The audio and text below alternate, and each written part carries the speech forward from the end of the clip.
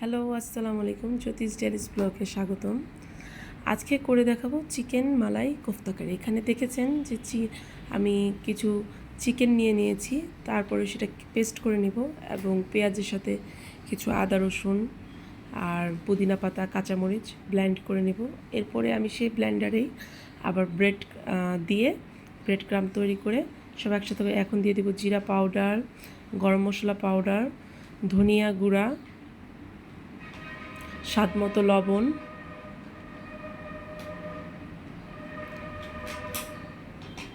এবং এটাকে মিক্সড করব। এখন একসাথে একটা ডিম দিয়ে দিব, দিয়ে এখন ভালোভাবে এটাকে মিক্সড করব। হাত দিয়ে মিক্সড করলে ভালো হয়, যাতে পরিপূর্ণভাবে সেই মশলাগুলো মিক্সড হয়ে যায়। এবং এরপরে আমি শিকের আকার তৈরি করে নেব। একটি ফ্রাই প্যানে আমি সামান্য পরিমাণ তেল দিয়ে দেব। তেল গরম হলে আমি শিক কাবাবগুলো আস্তে আস্তে একে একে করে ছেড়ে দিব তেলের মধ্যে এবং এটা শ্যালো ফ্রাই করতে হবে। খুব বেশি ভাজার দরকার নেই, তাহলে সেটা শক্ত হয়ে যাবে। হালকা ভেজে নেব।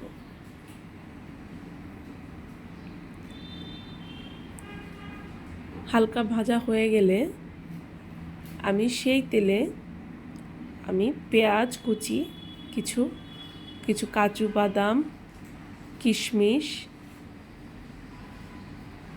দিয়ে একটু ভাজতে থাকবো।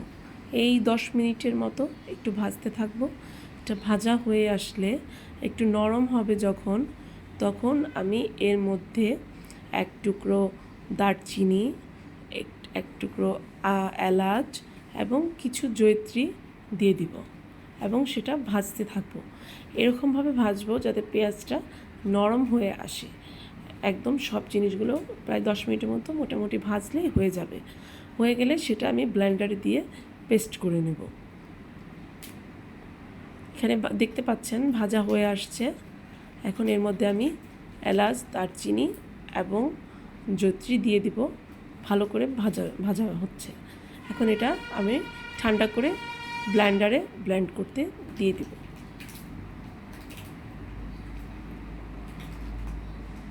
এরপরে আমি আরেকটি কড়াই বসাবো, সেখানে কিছু তেল দিব এবং এর মধ্যে আদা রসুন বাটা দিয়ে আমি একটু ভাজতে থাকবো, যাতে আদা রসুনের গন্ধটা না থাকে।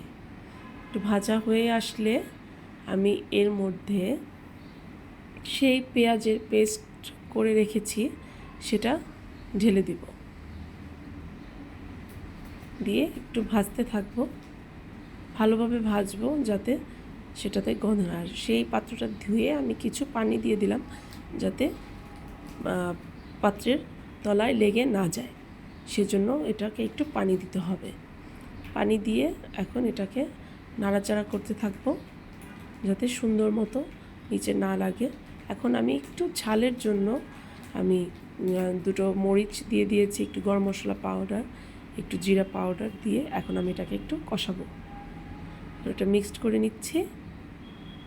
বলক না ওঠা পর্যন্ত আমি এটাকে নাড়াচাড়া করতে থাকবো।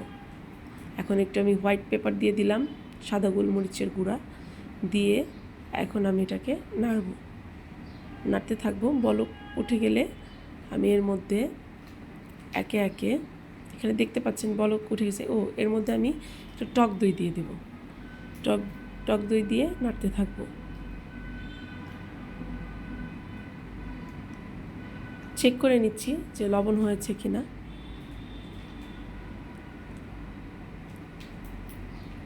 মোটামুটি বলক হয়ে আসছে।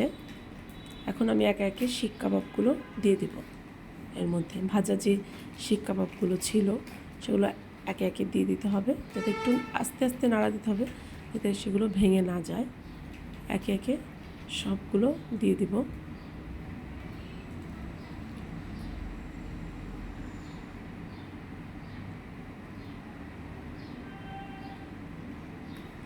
আলতো হাতে একটু আস্তে আস্তে নাড়া দিব, যাতে কাবাবগুলো ভেঙে না যায়।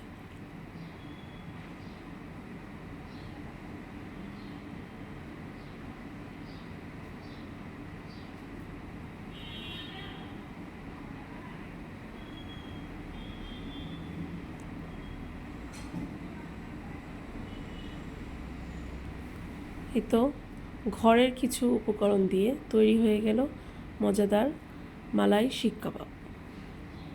Thank you for watching.